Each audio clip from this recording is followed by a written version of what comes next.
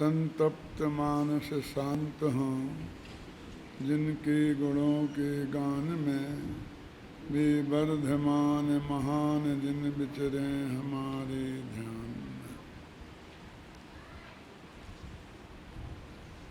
पुण्य पाप अधिकार चल रहा है, गाथाएं सब समाप्त हो गई हैं, उसके समापन के कलश चल रहे हैं। ये अंतिम कलश है। इसके बाद एक कलश है, वो मंगलाचरण का है। ये शायद आप जानते नहीं होंगे कि मंगलाचरण अकेले आरंभ में नहीं किया जाता है, अंत में भी किया जाता है और कभी कभी मध्य में भी किया जाता है। इसलिए आदि मंगल, अंत मंगल और मध्य मंगल। मंगल इस प्रकार 3 प्रकार का होता है। आदि में तो लगभग सब जगह ही किया जाता है, अंत में भी इसमें ज़्यादा है। आदि में भी आत्मख्याति टीका में वो ज्ञान को ही नमस्कार करते हैं और अंत में भी उस गम्य ज्ञान ज्योति को ही नमस्कार करते हैं। तो सम्यक ज्ञान ज्योति के संदर्भ में कई दफ़े बहुत विचार किया है। कई जगह तो ऐसे विशेषण आते हैं कि जैसे वो केवल ज्ञान के बारे में बात कर रहे हैं, और कई जगह ऐसे विशेषण आते हैं कि वो सम्यक ज्ञान के बारे में बात कर रहे हैं। केवल ज्ञान भी सम्यक ज्ञान ही है, फिर भी सम्यक ज्ञान चौथे गुणस्थान से पैदा हो जाता है और केवल ज्ञान 13वें गुणस्थान में होता है ना। तो लेकिन वो जहाँ जैसी अपेक्षा हो वहाँ वैसा लगाना चाहिए। वास्तव में वे विशेषण को पर्याय की दृष्टि से लो तो वो सम्यक ज्ञान के अर्थ में हो जाते हैं, और जब जो स्वभाव के विशेषण हैं वही लेते हैं तो स्वभाव जैसे ही केवल ज्ञान के होते हैं, इसलिए केवल ज्ञान के हो जाते हैं। और तीसरी जगह फिर एक ये भी निकाला जाता है कि त्रिकाली ध्रुव को नमस्कार किया है। जब ज्ञान को किया है, इसमें शुरू की गाथाओं में मैंने जीवाधिकार कर्ताक्रम अधिकार के शुरू में इस पर बहुत गंभीरता से विचार किया है कि तीन हो सकती हैं चीज़ें। एक त्रिकाली ध्रुव भगवान आत्मा को नमस्कार, उसे भी ज्ञान ज्योति कह सकते हैं। एक केवल ज्ञान को भी ज्ञान ज्योति कह सकते हैं, और एक सम्यक ज्ञान को भी ज्ञान ज्योति कह सकते हैं। अब जहाँ जैसे विशेषण हों उनके हिसाब से वो अर्थ वहाँ लगा लेना चाहिए। एक मध्य मंगल होता है कि बीच में ही मंगलाचरण करने लगते हैं वे। मध्य मंगल के सबसे बढ़िया उदाहरण नियम सार है। बिल्कुल बीच बीच में आते ही पद्म पर मलधारी देव, नेमिनाथ भगवान को नमस्कार, फलाने भगवान को नमस्कार, पद्म पुरु भगवान को नमस्कार। बिल्कुल प्रकरण खत्म नहीं हुआ, अध्याय खत्म नहीं हुआ, और बीच बीच में ऐसे कलश मिलते हैं जो अन्यत्र बहुत कम देखने में आते हैं, इसलिए लोगों को अटपटे लगते हैं। लेकिन इसमें मैंने रिसर्च की है कि ये जो बीच में ऐसे आ जाते हैं उसका कारण ये होता है कि ये जो संत लोग मुनिराज लोग थे तो जंगलों में तो रहते ही थे, लेकिन धीरे धीरे 10वीं शताब्दी तक आ गए थे कि वो नगर के बाहर जो चैत्यालय होते थे उनमें भी रहते तो क्या थे, बैठ करके दिन भर स्वाध्याय वगैरह करते थे। जैसे मान लीजिए कि तीर्थ पे रहें तो है तो जंगल शिखर जी, लेकिन कोई मंदिर है ना तो उस मंदिर में बैठ करके भी वहाँ वो करते थे। तो उस मंदिर में जो मूल नायक हुआ करते थे उन मूल नायक को नमस्कार वो करते थे। हमको लगता है अचानक नेमिनाथ क्यों आ गए, आदिनाथ क्यों नहीं, महावीर क्यों नहीं, ये कुंथनाथ क्यों आ गए, ये सुपारसनाथ क्यों आ गए। तो यदि हम गहराई में जाएंगे तो उस वक्त जब वो टीका लिख रहे थे तो उस मंदिर में मूल नायक सुपारसनाथ भगवान थे, इसलिए वे सुपारसनाथ भगवान को नमस्कार करते हैं। फिर उसी ग्रंथ में आप देखेंगे कि फिर कहीं मल्लनाथ आ गए तो वे बिहार कर जाते थे ना, फिर जहाँ पहुँचते थे वहाँ मल्लिनाथ भगवान का मंदिर होता था। तो ये उनकी एक पद्धति थी। और इसलिए एक श्लोक आता है ना, आदि मध्य अंते मंगलार्थम बुधई, ऐसा बोलो ना, संत कौन सा है, हाँ, आदौ मध्य अवसाने चय मंगलम बुधई भासतम मंगलम बुधई, ये छंद है ना।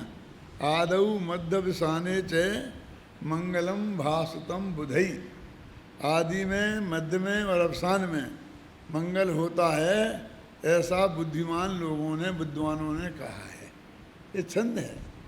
ये तो मैं आपको वैसा नहीं कीजिएगा मुझे मिल गए इसलिए मैं आपसे कह रहा हूँ, बल्कि ये छंद है कि वो कहीं भी हमको नहीं बीच में कहाँ से कहाँ ठोक दिया।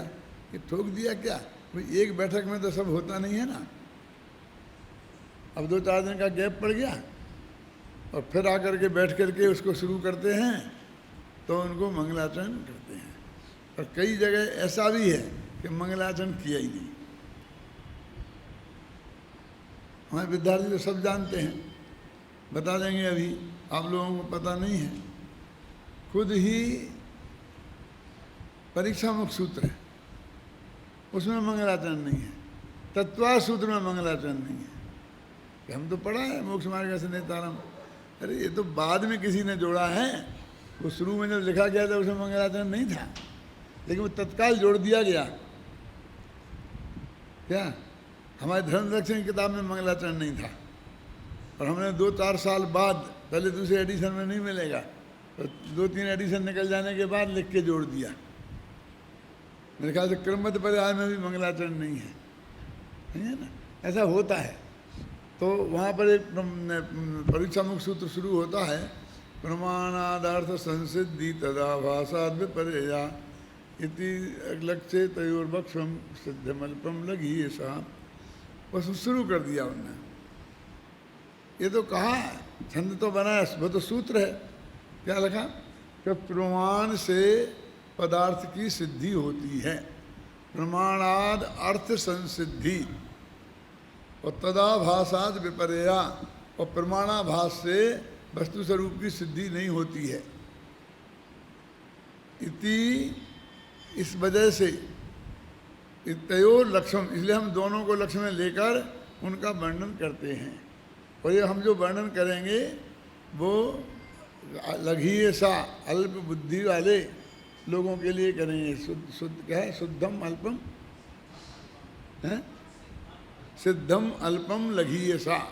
सिद्धम माने ये जो बात हम कहेंगे वो पहले से सिद्ध है, यानी पहले आचार्यों ने बहुत सिद्ध की है, हम तो इसको बस प्रस्तुत कर रहे हैं संक्षेप में।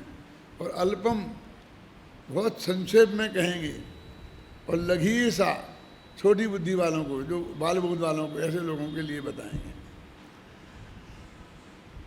इस संदर्भ में एक बात मैं आपको और बता दूं, यहाँ ये प्रश्न किया कि भाई ये मंगलाचरण नहीं किया, इसी की टीका में वहाँ ये प्रश्नोत्तर चला है लंबा लंबा, मंगलाचरण क्यों नहीं किया। तो क्यों, कहाँ नहीं, मंगलाचरण तो किया है हमने, कहाँ किया, कि ये लिखा है ना, ये मंगलाचरण कहाँ है। ये मंगलाचरण में तो किसी भगवान को नमस्कार किया जाता है। उन्होंने कहा किसने कहा तुमसे, हमारा तो पूरा ही ग्रंथ मंगलाचरण है, इसमें सब मंगल ही मंगल बातें हैं क्या, अमंगल कोई बातें ही नहीं है। तो ये मंगलाचरण ही है, प्रमाण से पदार्थ की सिद्धि होती है, ये भी मंगलाचरण ही है। कि हम ऐसे नहीं मानते, नहीं मानते तो आगे आचार्य और बड़े आचार्य आए, उन्होंने कहा देखो प्रा माने प्रकृष्ट रूप से, माँ माने केवल ज्ञान रूपी लक्ष्मी, अणा माने सहित, तो केवल ज्ञान रूपी लक्ष्मी से सहित हैं, उनका नाम प्रमाण और उनको नमस्कार करते हैं। आ गया इसमें मंगलाचरण, उनने ऐसे सिद्ध किया है कि इसको हम मंगलाचरण इस रूप में भी कह सकते हैं, है ना। और फिर कई जगह उन्होंने कह दिया कि हम उस मंगलाचरण को हम मन में भी कर सकते हैं। हम लिखने बैठे तो हम मंगलाचरण लिखें, ये कोई ज़रूरी नहीं है, हम नमोकार मंत्र बोल के और लिखने बैठ जाएं, तो हम ऐसे भी मंगलाचरण कर सकते हैं। इसलिए वो मंगलाचरण नहीं है ऐसा विकल्प नहीं करना है। बहुत तो ऐसे कई जगह बहुत बहुत चीज़ें आई हैं। तो ये बीच बीच में मध्य मंगल होता है, तो ये अभी जो कल छंद आएगा, आज नहीं, घबराना नहीं, ये तो मैं कल वाले छंद की अब बात आपको बता रहा हूँ। क्योंकि वो अपन अभी अंत में उसी का पाठ कर रहे थे ना। ये अंतम अधिकार का अंतम छंद है, और इसमें निष्कर्ष दे दिया उन्होंने कि ये सारे जगत में जीव कैसे कैसे हैं। पढ़ें, मग्ना कर्म नयावलंबन परा, ज्ञानम न जानन्ति यत्, मग्ना ज्ञान नये शृणोपि तदपि।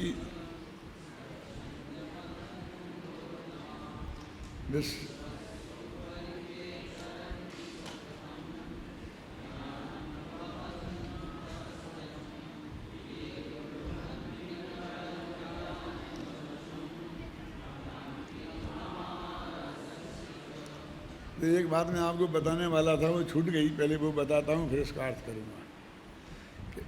ऐसे ग्रंथ तो आपको हजारों मिलेंगे कि पहले में संक्षेप में लिखे गए, फिर उनकी टीकाएँ लिखी गई। वो टीकाएँ 3 तरह की होती हैं, वृत्ति, वार्तिक, आप समझे ना, और भाष्य। क्या वृत्ति, वार्तिक और भाष्य सर्वार्थ सिद्धि तत्वा सूत्र की वृत्ति है, वृत्ति रूप टीका है। श्लोक वार्तिक और राज वार्तिक वार्तिक हैं, और गंध हस्ती महाभाष्य वो महाभाष्य था। बहुत से लोग पूछते हैं कि अनुशीलन क्या होता, आपने अनुशीलन लिखे।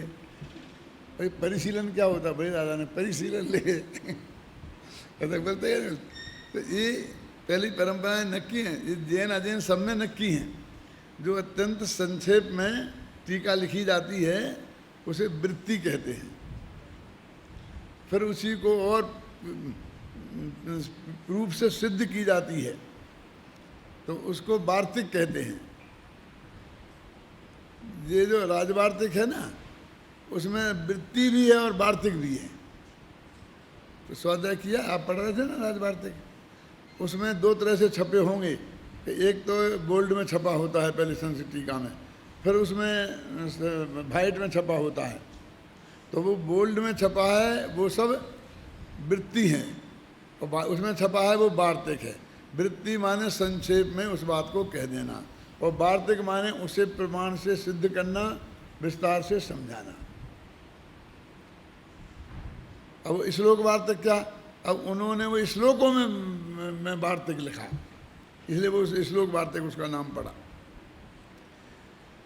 और गंधहस्ती महाभाष्य, महाभाष्य माने जहाँ कुछ नहीं छूटे, उसके चारों तरफ से जो कुछ भी ज्ञान उपलब्ध है वो सारे को प्रस्तुत कर देना। वो गंधहस्ती महाभाष्य अभी अपने यहाँ उपलब्ध नहीं है, दिगंबरों में कोई महाभाष्य उपलब्ध नहीं है।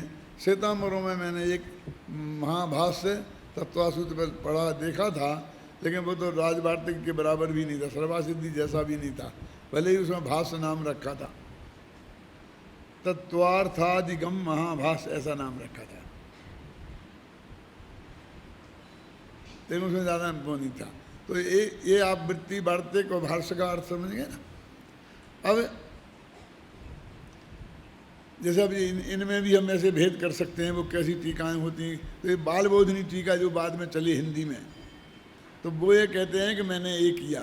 अब ये जो परीक्षामुख सूत्र है ये उल्टा है मामला। क्या मामला उल्टा है कि पहले लिखा जैसे सूत्र जी लिखा गया, फिर उसकी टीका सर्वासिद्धि लिखी गई 6वीं शताब्दी में, फिर आगे जा कर के राजवार्तिक लिखा गया, उसके बाद श्लोक वार्तिक लिखा गया, है ना। गंधहस्ती महाभाष्य का उल्लेख मात्र रह गया, वो खो गया था समंतभद्र का। लेकिन ये तत्वार सूत्र पहले नहीं लिखा गया, ये परीक्षामुख सूत्र, ये अकलंक के बाद सुनना परमात्मा। अकलंक ने जब अष्टशती लिखी गई, राजवार्तिक लिखा गया, अकलंक ने लिखी अष्टशती, विद्यानंद ने लिखी अष्टसहस्त्री, तो इसके बाद उनका संक्षिप्तीकरण माणिक्यनंदी ने किया।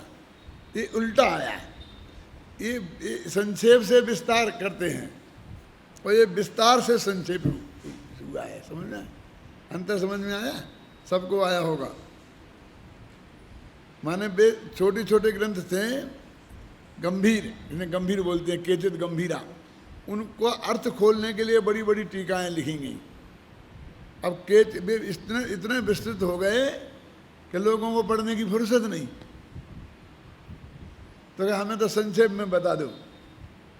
तो उन बड़ी बड़ी किताबों के छोटे नोट्स बनाए।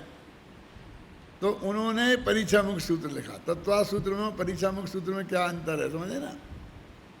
उसमें लिखा है अकलंक बचोम्भोदे, अकलंक आचार्य के वचन रूपी समुद्र में से क्या जिस माणिक्य नंदी ने ये रत्न निकाले हैं, नमो माणिक्य नंदिने, मैं उस माणिक्य नंदी को नमस्कार करता हूँ। क्या अकलंक बचोम्भोदे, क्या एन धीमता, ऐसा ही है ना कुछ, एन धीमता, समझ गए ना? ऐसा सब शास्त्र में लिखा है, समझे ना? कि इस तरह से मैं उस माणिक्य नंदी को नमस्कार करता हूँ कि जिसने ये अकलंक की वाणी में से वचन निकाले। तो अकलंक के बाद में हुए माणिक्य नंदी, और उन्होंने बच्चों के लिए लिख दिया। इसलिए लिखा है ना अल्पम और लघीय सा, सिद्धम अल्पम लघीय सा, ये जो लिखा ना वो इसके अर्थ में है कि मैं इनके लिए लिखता हूँ। अब फिर वो तत्वा सूत्र जैसा सूत्र हो गया, तो फिर उसकी टीका लिखी गई, तो प्रमेय रत्नमाला नाम की वृत्ति लिखी गई। क्या फिर प्रमेय कमल मारतंड नाम का वार्तिक लिखा गया, फिर वो चली गाड़ी। विस्तार से संक्षेप और संक्षेप से फिर विस्तार, ये सब जानना जरूरी है। हम जैन धर्म को जानते हैं, और जैन धर्म के प्रमुख आचार्य हैं, और इन्होंने इतने बड़े बड़े महान काम किए हैं, तो उनके इन कामों को थोड़ा जानना चाहिए। क्या फिर देखो वो अकलंक की वाणी में से निकाल करके परीक्षामुख सूत्र बनाया, और परीक्षामुख सूत्र में से फिर प्रमेय रत्नमाला और प्रमेय कमल मार्तंड बनाया। अनंतवीर आचार्य ने प्रमेय रत्नमाला बनाई, और प्रभाचंद्राचार्य ने पंडित प्रभाचंद्राचार्य, ऐसा लिखा रहता है। तो लोग समझते हैं कि ये पंडित जी थे, ये आचार्य नहीं थे। शुरू में लिखा रहता है पंडित और फिर प्रभाचंद्राचार्य। तो आचार्य तो नाम का वही पोस्ट होगी, पंडित थे। आसाधर जी जैसे पंडित नहीं थे, वो आचार्य थे। तो पंडित क्यों लिखा? कि पंडित माने बहुत उच्च कोटि के विद्वान प्रसिद्ध थे वो। तो आचार्यों में अभी पंडित आचार्य, आप समझे, हमने भी आचार्यों को बड़ा और पंडित को छोटा मान रखा है, समझे ना? वे प्रभाचंद्राचार्य को आचार्य और पंडित जो नाम लगा है ना पंडित, वो और उसकी ग्रेडेशन को बढ़ाने वाला नाम है, घटाने वाला नाम नहीं है। हमने दो पार्टियां खड़ी कर दी ना, एक पंडित की और एक आचार्यों की। वो पंडित आचार्य हैं, पंडित प्रभाचंद्र आचार्य। बहुत प्रभाचंद्र आचार्य की बहुत बड़ी विशेषता है तो विकल्प खड़े करना। ये जो आपको मुख्य प्रकाशक में देखते हो ना, ईश्वरवाद के खंडन में, यदि ऐसा है ईश्वर ने जगत को बनाया तो उसने कहाँ बैठ के बनाया था, वो जगह पहले से थी कि नहीं थी, वो सामग्री कहाँ से लाया था, सामग्री नहीं थी तो सामग्री किसने बनाई थी, सामग्री थी तो फिर उसको, ये सारे प्रश्न, ऐसा है तो ऐसा, ऐसा है तो ऐसा, एवं चेत, ऐसे विकल्प 100 विकल्प खड़े करते चले जाते हैं। जो तुम बात कहोगे उसमें 2 विकल्प खड़े करेंगे। ऐसा मानोगे तो उसमें ये दोष है, ऐसा मानोगे तो ये दोष है, फिर उसमें 2 विकल्प, फिर ऐसा मानोगे तो ये दोष है, ऐसा मानोगे तो ये दोष है, ऐसा मानोगे तो ये दोष है, ऐसा मानोगे तो ये दोष है। वो प्रमेय कमल मार्तंड उसका नाम है, किताब का नाम। 2 किताबें लिखी उन्होंने, एक प्रमेय कमल मार्तंड और एक न्याय कुमुद चंद्र। दोनों न्याय के बहुत महान ग्रंथ हैं। प्रमेय कमल मार्तंड मैंने पढ़ा है। प्रमेय कमल मार्तंड का मतलब समझते हैं? प्रमेय माने गेय, मुख्यों को गेय बोलते हैं उसे। जो सारी दुनिया है उसका नाम है प्रमेय। प्रमेयत्व नाम का गुण जिसमें हो उसे बोलते हैं प्रमेय। और 6 द्रव्यों में है ना, तो जिन जिन में प्रमेयत्व नाम का गुण है उसका नाम है प्रमेय। और प्रमेय है कमल, और कमल सूर्य के उगने से खिलता है। तो प्रमेय रूपी कमल को खिलाने में जो सूरज के समान काम करे उसका नाम है प्रमेय कमल मार्तंड। समझ में है ना। और प्रमेय रत्नमाला, वो प्रमेय का अर्थ तो वही हो गया। और जैसे रत्नों की माला उससे जगमगा जाता है ना, तो जिसकी वजह से प्रमेय जगमगा जाए उसका नाम है प्रमेय रत्नमाला। और फिर न्याय दीपिका, फिर छोटा सा दीपक, दीपक नहीं दीपिका छोटे से छोटा दीपक है कि जो न्याय, जिसके उजाले में न्याय दिखाई दे, वो न्याय दीपिका। तो ये ऐसे ऐसे ग्रंथ बने अलग अलग। अपन तो ये बात कर रहे थे अंत मंगल की, उसकी, और उसके बीच में ऐसा भी होता है। और मैंने ये बात आपको बताई कि पहले विस्तार करते हैं, फिर विस्तार का संक्षेप करते हैं, संक्षेप से विस्तार करते हैं। कुछ काम धाम तो उन्हें कुछ था नहीं, क्यों से लगे रहते हैं। अरे सामने साधारण से शिष्य दिखते हैं तो संक्षेप में नोट बना देते हैं, फिर देखते हैं संक्षेप में समझ में नहीं आई तो दूसरे आचार्य आते हैं तो थोड़ा विस्तार कर देते हैं, क्यों, तो और आचार्य आए तो और विस्तार कर देते हैं। तो इतना विस्तृत हो जाता है कि लोग घबराने लगते हैं। क्यों, अकेला ऐसा जैन धर्म में नहीं हुआ। पाणिनि ने अष्टाध्यायी लिखी, आप नाम सुना, व्याकरण का सर्वश्रेष्ठ ग्रंथ माना जाता है पाणिनि का। जैनियों का कातंत्र व्याकरण था और उनका जैनेन्द्र व्याकरण कातंत्र उनका था पाणिनि। उनने अष्टाध्यायी लिखी, 8 अध्याय लिखे। फिर अष्टाध्यायी के सूत्रों की सिद्धांत कौमुदी लिखी गई। क्या सिद्धांत कौमुदी माने क्या कि उनको जो उनने सूत्र बनाए थे उनके प्रयोग बताए गए। आपकी समझ में नहीं आएगा, थोड़ा सा 2 मिनट में बच्चों को समझा देना कि एको अणची ये सूत्र बनाया उनने। अब आप तो सुनो क्या है ये एको अणची। अब उनने तो अष्टाध्यायी में एको अणची लिख दिया। अब वो एको अणची क्या काम आता है, इसकी दाल बनाएं कि साग बनाएं कि रोटी बनाएं, क्या करें हम। तो उनने कहा एक के स्थान पर यण होता है तो मधुअरी, तो मधु में जो ऊ है उसकी जगह वाह हो जाएगा, मध्वरी हो जाएगा, ऐसे बोलते हैं यण। अथवा जो भी सुधी उपास्या, सुधी में जो धी है उसकी जगह या हो जाएगा और शुद्धि उपास्या हो जाएगा। तो ये उसका प्रयोग निकाल के कि ये सूत्र इस काम का है। और उन्होंने बहुत निकाल के रख दिए। क्या नाम रखा उसका, सिद्धांत कौमुदी। कौमुदी माने चांदनी, ऐसा सिद्धांतों की चांदनी एकदम बिखर जाए, जिसमें गर्मी होए ना ही उजेला हो, उसे बोलते हैं चांदनी। कौमुदी माने सूरज की रोशनी तो होती है लेकिन गर्मी भी होती है, चंद्रमा की रोशनी होती है लेकिन गर्मी नहीं होती, इसलिए उसे चांदनी बोलते हैं, उसे कौमुदी बोलते हैं।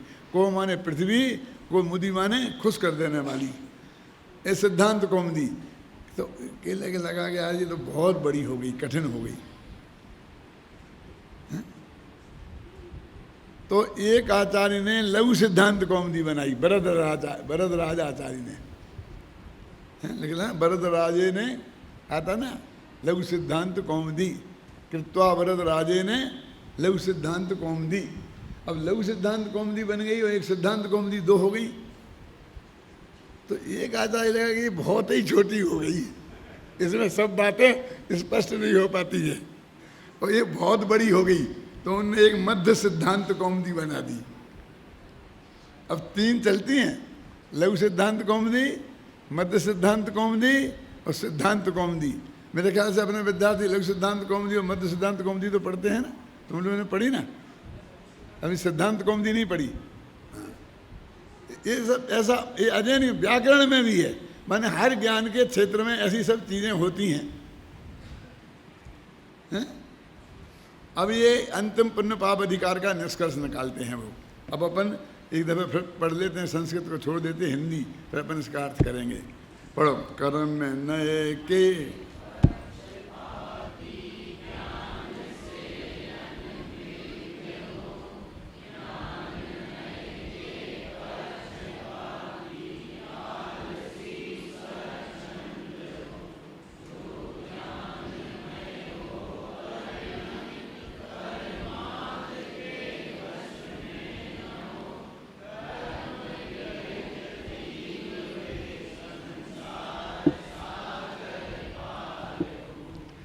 ये कहते हैं कर्म नयावलंबन परा मंगना, कर्म के अवलंबन में चतुर मग्न लोग कहते हो।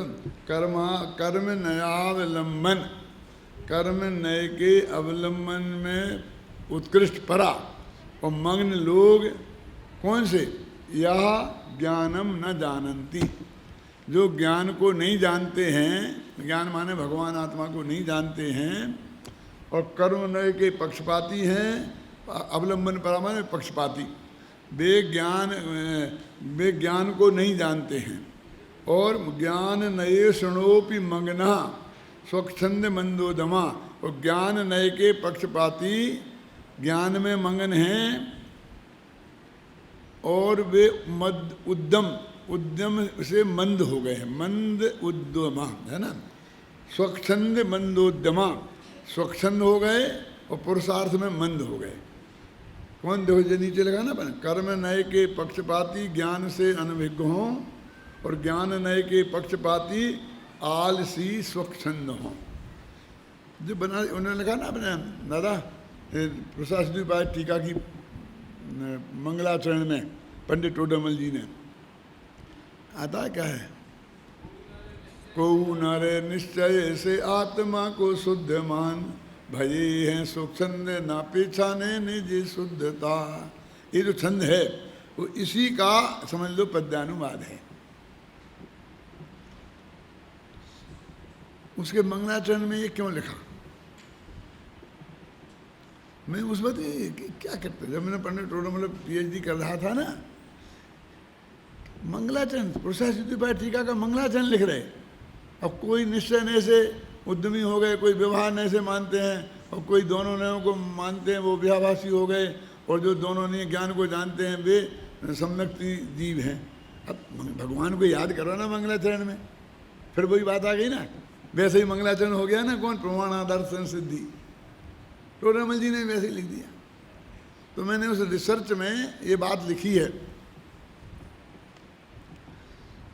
वो रिसर्च का सार लिखा मैंने ये भूमिका में मोक्षमार्ग प्रकाशक की, और वो भूमिका विद्यानंद जी ने अभी पढ़ी 15 दिन पहले, अभी उसका भूत उनके दिमाग पर चढ़ रहा है। अभी मैं गया वहाँ पंच कल्याणक में, तो बंदा 20 मिनट बोले तो वो उस भूमिका के बारे में ही बोलते रहे। कितनी गजब की भूमिका, 30 साल पहले लिखी, ऐसा लिखा। और उनने घोषणा करी कि ये भूमिका उस वक्त इनने लिख दी, आज ऐसी भूमिका ये नहीं लिख सकते थे, ऐसा कहा। उनने एक शब्द कहे भरी सभा में, अकेले में नहीं, और मेरे से कहा डॉक्टर साहब आज नहीं लिख सकते आप, इतनी बढ़िया भूमिका लिखी गई है। क्यों? मैं आज नहीं लिख सकता, उस दिन लिख सकता था। क्यों? सुरेश जी वे नहीं जानते हैं कि उसके बाद तो उनके ज्ञान बढ़ा होगा, घटा थोड़ी होगा। वो 72 में लिखी थी, और आज 11 कितने साल हो गए अब जी? 29, 72 से 39 साल बैठ लिखा हुआ भूमिका को पढ़ के 5-6 दफ़े पढ़ी। अब आप लोगों ने नहीं पढ़ी होगी, तो उन्होंने पढ़ी और ये कहा कि आज नहीं लिख सकते आप भरी सभा में। और मेरे से कहा क्यों डॉक्टर साहब ठीक है? मैंने कहा हाँ ठीक है। तो आप कहेंगे बस आपने वैसी टाँग भर दी। अरे भाई ये सही है, क्योंकि तब मैंने टोडरमल पे PhD की थी, तो मैंने गहराई से उनकी एक एक चीज़ का अध्ययन किया था। और आज मैं 40 वर्ष में वो भूला होऊंगा कुछ। क्यों? आज मैं 40 वर्ष में उसमें से कुछ भूल गया होऊंगा, ख्याल में आई ना। तो ये उन्हें तो नहीं मालूम है, लेकिन उनको ध्यान में नहीं है कि इस वजह से इतनी बढ़िया हुई, लेकिन उनने इस बात को जाने बिना ये बात जान ली।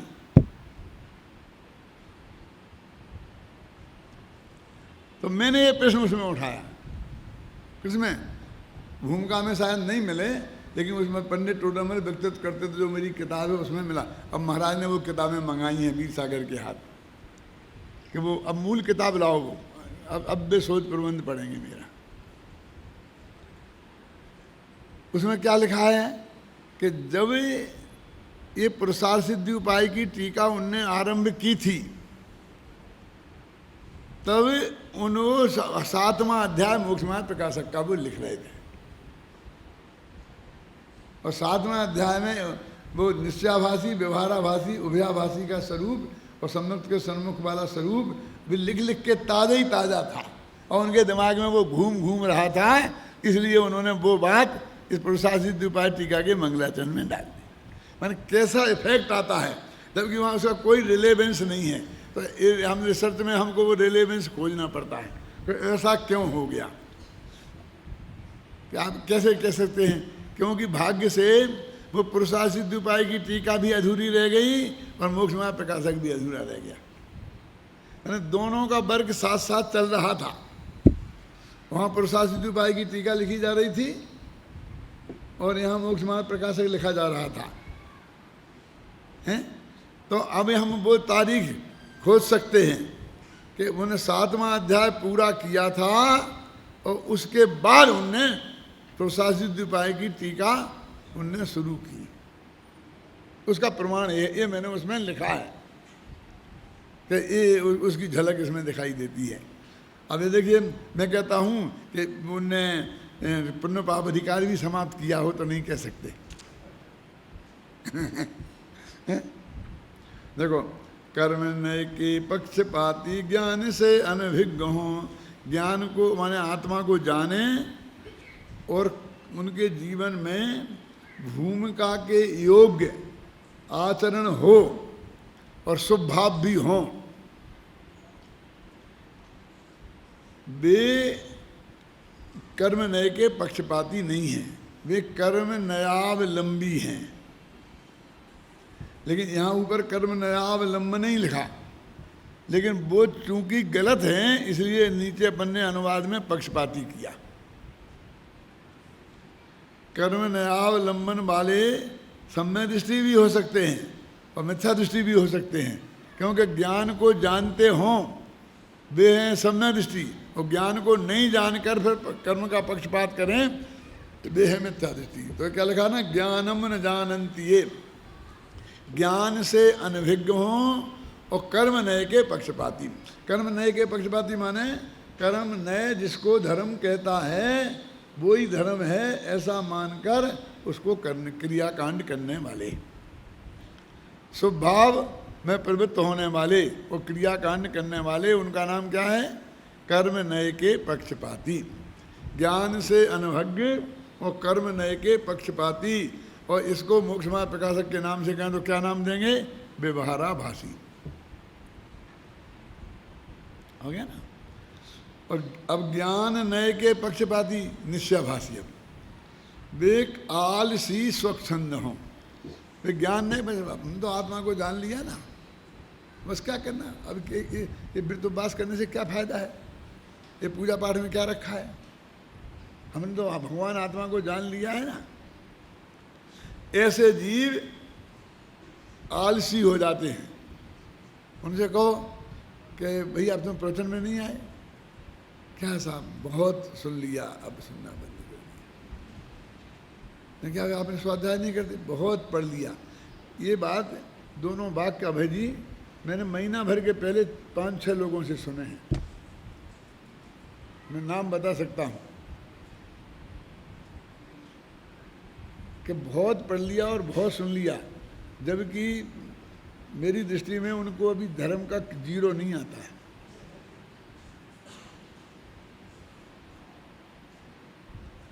फिर मैंने उनसे कहा कि गौतम स्वामी ने एक अक्षर नहीं सुना था, सुनना मेरी बात सुनना क्या कह रहा हूँ मैं, और उन्हें मन पर ज्ञान हो गया था। कहानी तो आपको याद है ना। सौधर्मेंद्र गया था, वो पूछ के लाया था, तो जब उनको वे गणधर बने, गणधर कब बने? जब दीक्षा ले ली, फिर मन पर ज्ञान हो गया, द्वादशांग के पाठी हो गए, तब वे गणधर बने और तब दिव्य ध्वनि खिली। तो इतना सारा काम भगवान की दिव्य ध्वनि सुने बिना उन्हें हो गया था। इसमें एक निष्कर्ष से निकलता है कि सुनने फुनने की जरूरत नहीं है, तेरी पात्रता पके, तू पुरुषार्थ करे तो उसके बिना भी काम हो सकता है। एक निष्कर्ष हो गया ना। तो फिर सुनना के बिना भी हो सकता है ना, तो अब सुनने की जरूरत तो नहीं है। लेकिन उस आदमी को कि जिसको द्वादशांग का पाठी हो गया था, मन परे ज्ञान हो गया था, फिर दिव्य ध्वनि खिली, तो 30 वर्ष तक लगातार सुबह शाम और दोपहर 6 घड़ी माने 18 घड़ी माने 7 घंटा और 12 मिनट, 1 मिनट उसने महावीर का प्रवचन सुनना बंद नहीं छोड़ा, पहले दिन से अंतिम दिन तक 30 वर्ष। इससे जिनवाणी श्रवण और स्वाध्याय की महिमा आती है। और जो ये कहते हैं हमने बहुत पढ़ लिया और बहुत सुन लिया, उसके लिए उनके लिए जवाब है जी, मैं उसे बताता हूँ ये बात, इतना तो नहीं पढ़ लिया, इतना तो नहीं सुन लिया, गुरुदेव के बराबर तो नहीं पढ़ लिया, फिर भी वे जीवन के अंतिम समय क्षण तक स्वाध्याय करते रहे, सुनते रहे, सुनाते रहे। क्यों? क्या कैसे पागलपन है? तो वो आलसी ज्ञान नए हमने जान लिया है और जाना है नहीं, जाना है नहीं और जान लिया है ऐसा मानकर अब तो भैया प्रणमन करने की जरूरत है। कब तक सुनते रहोगे? जैसे बोलते हैं कब तक सुनते रहोगे? यहाँ रास्ते में आप वहाँ से यहाँ तक आएंगे ना, तो कुछ आधे पागल लोग रास्ते में मिलेंगे, कहाँ जा रहे सौगानी जी के प्रवचन है, कब तक सुनते रहोगे? अरे भाई कुछ करो करो कुछ करो। क्या आधे पागल कह रहे उन्हें? अरे पूरे नहीं कह रहे कि जब वो जिनवाणी का सुनना निरर्थक है, वो एक कह सकता है, तो मैंने आधा पागल कहा तो ये कृपा करी, तो पूरे ही पागल कहना चाहिए था।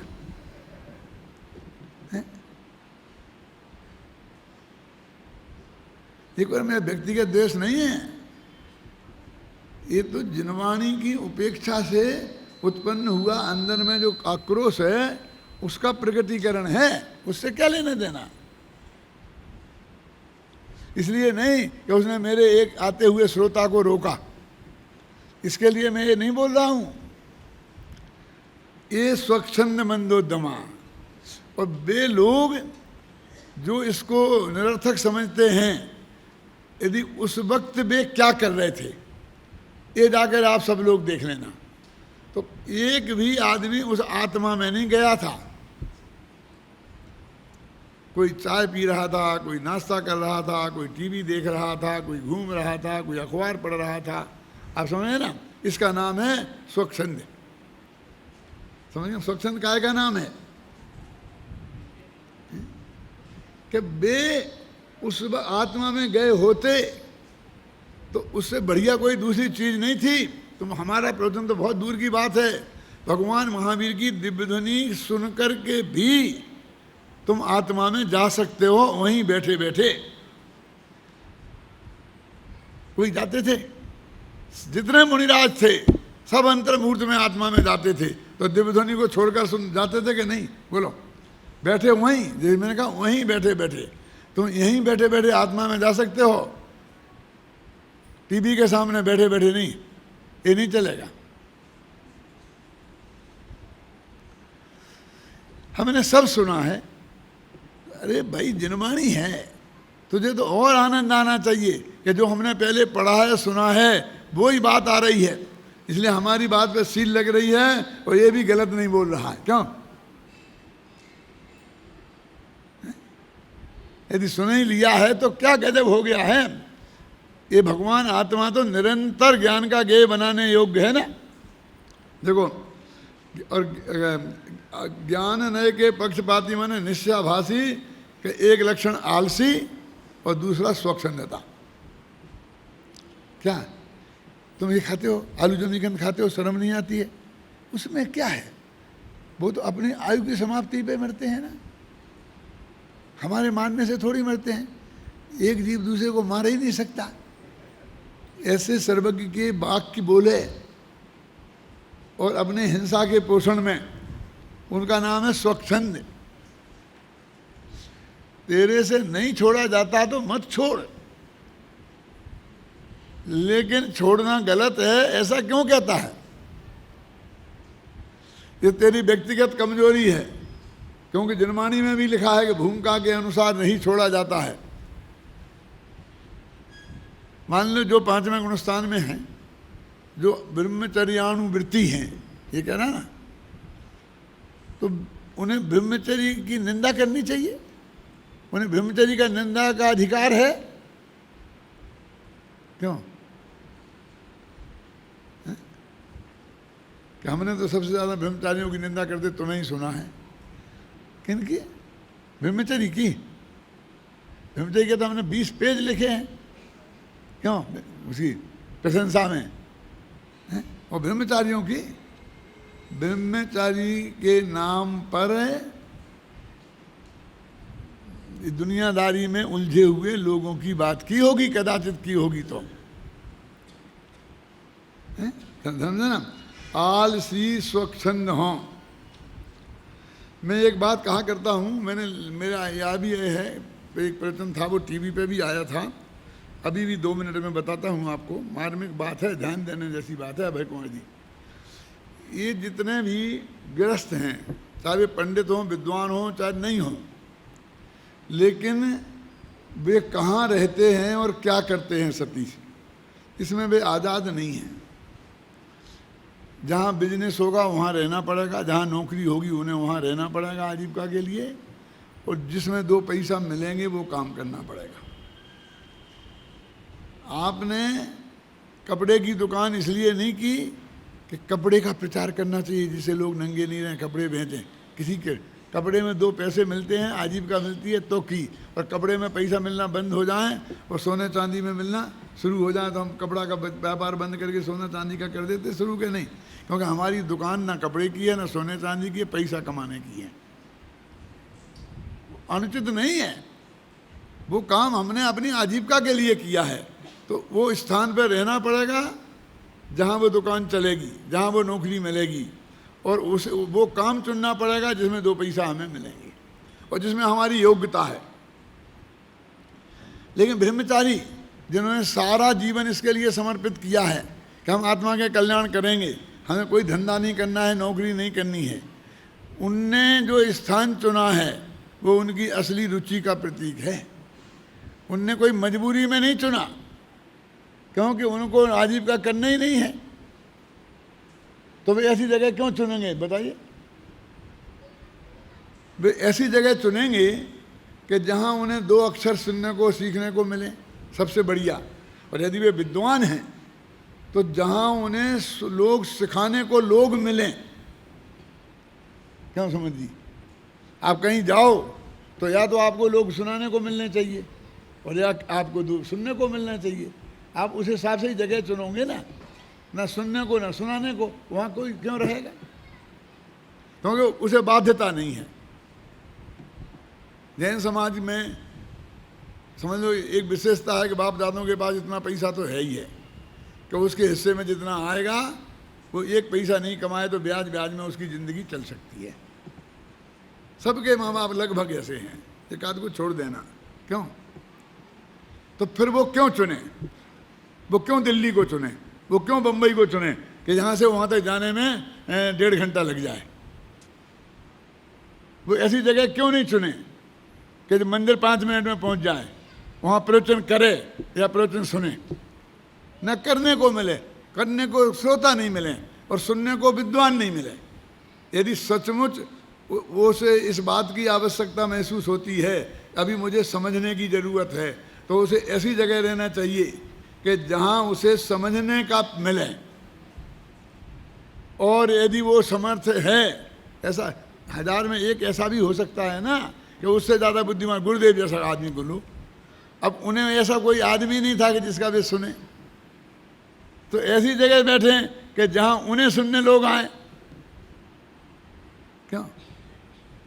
लेकिन ये ऐसी जगह चुनता है कि ना सुनने वाले ना सुनाने वाले, जंगल में बैठ गया, जो आता है उससे बस रसीद कट्टा बताता है, ये सुनाता है कि यहाँ दे दो, और ये सुनता है कि भैया मैंने बहुत खर्चा कर दिया, अब नहीं दे सकता। कुछ नहीं, न तत्व की बात सुनने को, न तत्व की बात सुनाने को। ऐसी जगह बैठ गया, वो जगह शहर भी हो सकती है, जंगल भी हो सकती है। मैं कहता हूँ कि मुनिराज होते तो जंगल में जाके बैठ जाते, ना उन्हें किसी से सुनना है और ना किसी को सुनाना है। सुनने लायक था वो सब सुन लिया है, और सुनाने का विकल्प नहीं है। आत्मा के ध्यान में लीन रहना है, तो वे तो ऐसे जंगल में जाते ना, तो ऐसे कोई जंगल में गया, ना सुनने की जगह, ना सुनाने की जगह, ना सुनाने का काम पसंद है, अदालत में खड़े रहने का काम पसंद है, मुकदमेबाजी का काम पसंद है।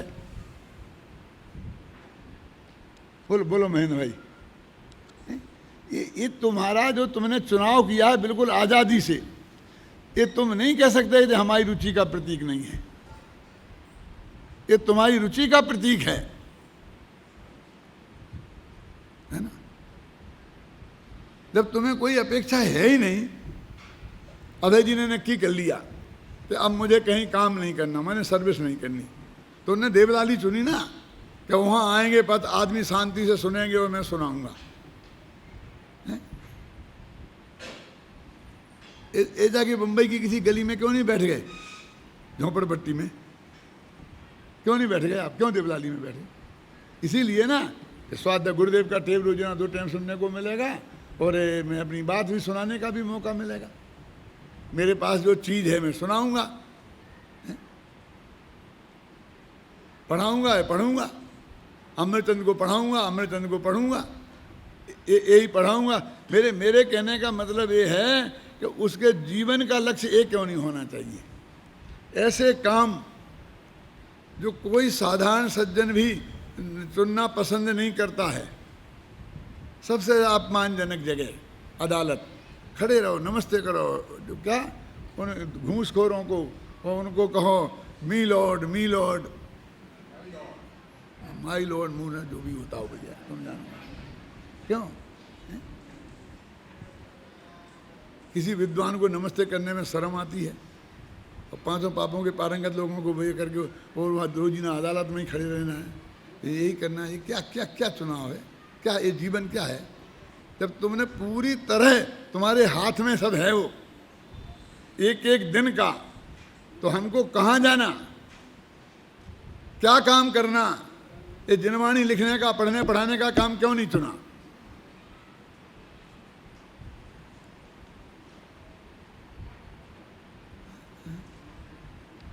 अन्ना जी से लोग कहते हैं कि तुम कहाँ फंस गए, ये पढ़ने पढ़ाने का काम तुम्हारा है, ये तो पंडितों का है। तो ब्रह्मचारियों का क्या काम है, इनका क्या काम है? ना पढ़ना ना पढ़ाना, बस लड़ाना, यही काम है। क्या है वस्तु स्थिति, विचार तो करो गंभीरता से। कर्म नए के पक्षपाती, ज्ञान से अनभिज्ञ हों, और ज्ञान नए के पक्षपाती, आलसी स्वच्छंद हों, जो ज्ञानमय हों परिणमिते। त्रिकाली ध्रुव भगवान आत्मा के आश्रय से श्रद्धा ज्ञान चारित्र निर्मल जिनके प्रकट हुए हैं, उसका नाम है ज्ञानमय हों परिणमित।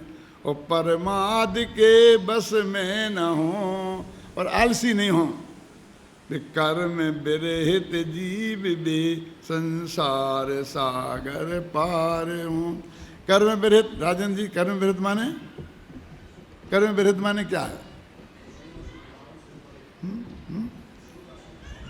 हाँ, अब तो हो गया पक्का। ज्ञान वर्ण आदि से रहित नहीं, शुभाशुभ कर्मों से विरक्त होकर भूमिका अनुसार होगा, लेकिन उसको करने की बुद्धि नहीं है, करने में रस नहीं है, करने में कोई उपलब्धि नहीं है, हैं? देखो, कर्म नए के अवलंबन में तत्पर, कर्म के पक्षपाती जीव संसार सागर में डूबे हुए हैं। डूबेंगे नहीं, क्या डूबे हुए हैं। और क्योंकि वे ज्ञान माने आत्मा को नहीं जानते, और ज्ञान नए के युग से पक्षपाती जीव भी डूबे हुए हैं, क्योंकि वे स्वच्छंदता से अत्यंत मंद उद्यमी हैं। बस कुछ नहीं करना, बस पड़े रहना, बस खत्म। तात्पर्य यह है कि वे स्वरूप प्राप्ति का पुरुषार्थ नहीं करते और विषय कषाय में बरतते हैं। किंतु जो जीव निरंतर ज्ञान रूप होते हुए, ज्ञान रूप परिणमित होते हुए कर्म नहीं करते, शुभाशुभ कर्मों से विरक्त रहते हैं और कभी प्रमाद के बस भी नहीं होते, वे जीव विश्व के ऊपर तैरते हैं। विश्वस्य ऊपरी तरंती है ना। ये उक्त कलश का भाव पंडित जयचंद जी छाबड़ा भावार्थ में इस प्रकार स्पष्ट करते हैं। ये जयचंद जी छाबड़ा का लिखा। अभय कुमार जी कहते हैं जयचंद जी छाबड़ा का कहाँ रह गया जाए, जहाँ भी मर्म की बात थी वहाँ हर एक को मैंने कोट किया और उनके नाम से किया। यही बात मैं अपनी तरफ से भी तो लिख सकता हूँ, क्योंकि ऐसा थोड़ी है कि मैं जिनवाणी में देख के लिखी तो वो मेरी नहीं है। सब लोग जो भी लिखते हैं वो जिनवाणी में देख के तो लिखते ही हैं। जब हम कलश का अर्थ कर रहे हैं तो वो जिनवाणी तो है ना कलश, वो उसी का तो अर्थ कर रहे हैं ना। है? मैं अभी नहीं पढ़ता हूँ, अपने पास ज़्यादा समय नहीं है। सबसे नीचे की पंक्ति भावार्थ जो मैंने लिखा, नाटक समय सार में इस कलश का भावानुवाद इस प्रकार दिया गया है। नाटक समय सार का पढ़ो भाई, अभय जी खड़े होके पढ़ो, थोड़ा मुझे आराम मिलेगा। हाँ हाँ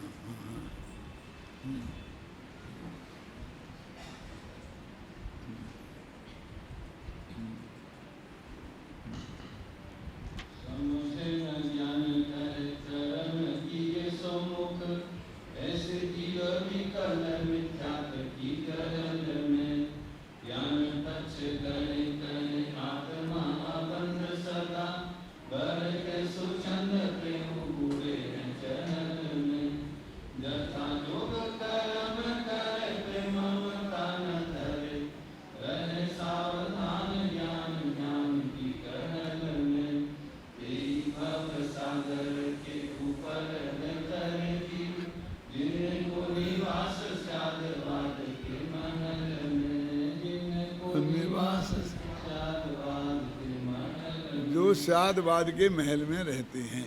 अभी स्यादवाद का महल कौन है कि ज्ञान नय माने आत्मा का अनुभव और क्रिया नय माने भूमिकानुसार स्वभाव और आचरण, ये दोनों का जो बैलेंस है उसका नाम है स्यादवाद का महल। वो स्यादवाद के महल में रहते हैं कौन? ज्ञानी जीव। अब और अज्ञानियों की क्या हालत है? समझे न ज्ञान कहें किया क्रिया सो मोक्ष। ज्ञान तो समझते हैं, ज्ञान माने आत्मा, आत्मा को तो समझते नहीं है। कुछ करोगे तो होगा ना, आत्मा आत्मा करने से क्या होता है? कर लेना, कर्म किए सो मोक्ष, कुछ करोगे तो मोक्ष होगा। अभी बहुत तर्क देते हैं, गुरुदेव के सामने देते थे सारी पंडित पार्टी मुनिराज, ज्ञान क्रियाभ्याम मोक्षा, ऐसा राजवार्तक में लिखा है। लेकिन वहाँ क्या है, गुरुदेव बताते थे कि ज्ञान माने आत्मा को जानना और क्रिया माने आत्मा को जानते रहना।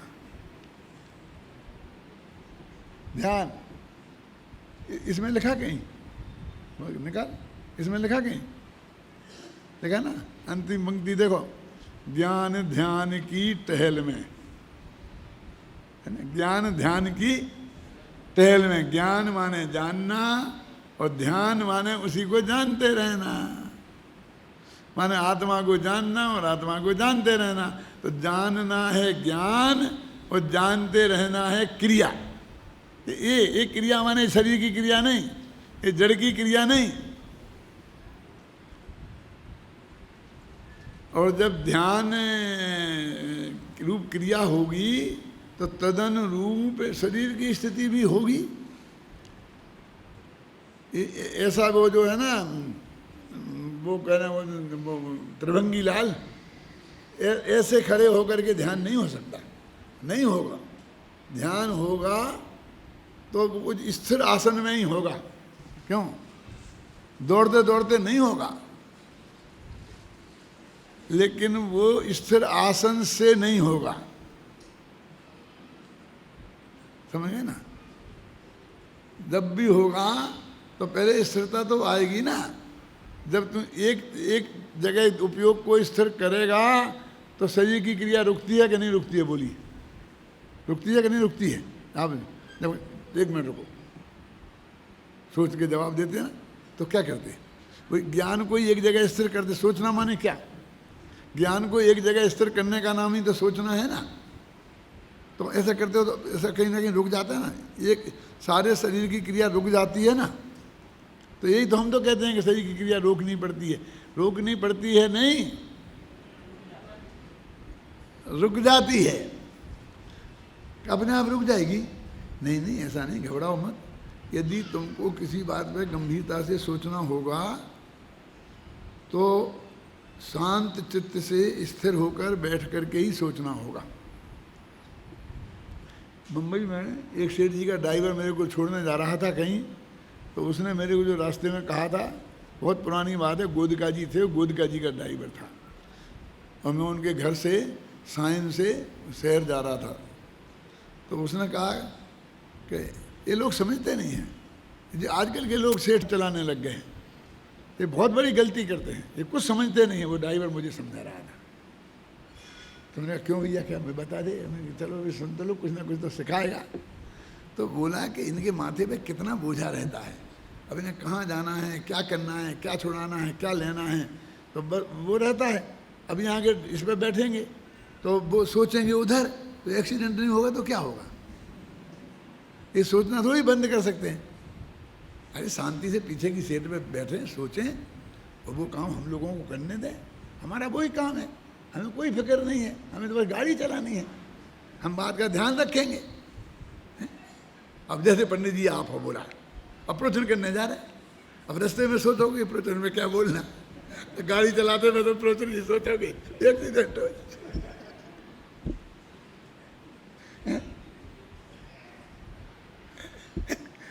बात में दम है कि नहीं? सोचो, अपन अपने जीवन को देखो। मैं वो ड्राइवर का पक्ष नहीं ले रहा हूँ, और ड्राइवरों की आजीविका मिले इसलिए मुझे चिंता नहीं है, ड्राइवर को होगी। लेकिन मैं कहता हूँ उसका कथन 100% सत्य था। क्यों? हम किस आकुलता में, किस चिंता में, जल्दी पहुँचना है, इसमें वो जाके ये कहना है वो आने वाला है, प्लेन पे किसी को लेने जा रहे हैं, ऐसा ना हो कि प्लेन आ गया हो, मैं लेट पहुँचूँ, लेट ना हो, ना मालूम कितने विकल्प जाल चलते हैं। अब तुम उनसे निपटोगे कि वो ड्राइवर उसे निपटोगे?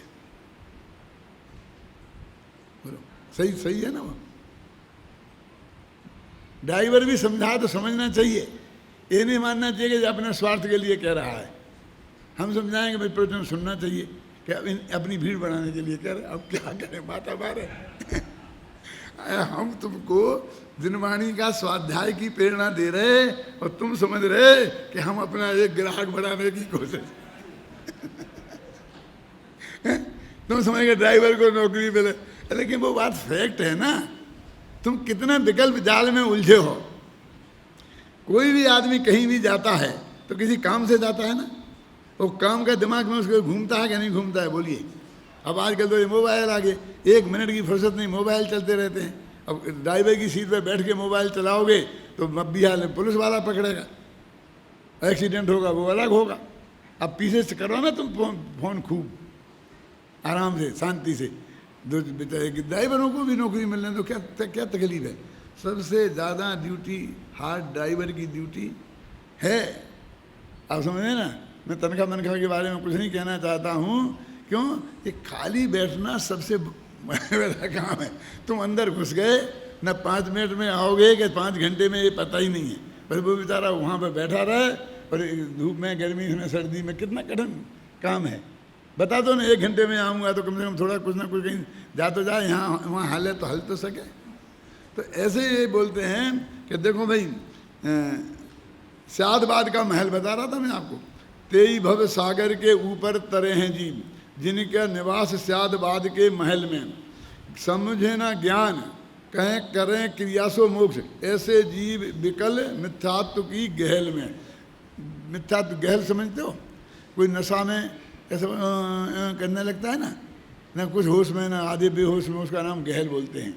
मिथ्यात्व की गहल ऐसी हो रही है, वे जीव ज्ञान का पक्ष लेते हैं, अपने को सदा अबंध मानते हैं और स्वच्छंद बरतते हैं। तेऊ बूढ़े हैं चले। बूढ़े कौन से हैं? ये वृद्ध लोग होंगे ना, जिनको गवर्नमेंट वो देती है इनकम टैक्स में छूट। क्यों? यही बूढ़े हैं ना। देखो तुम्हारी किताब में है ना, बूढ़े कौन से हैं?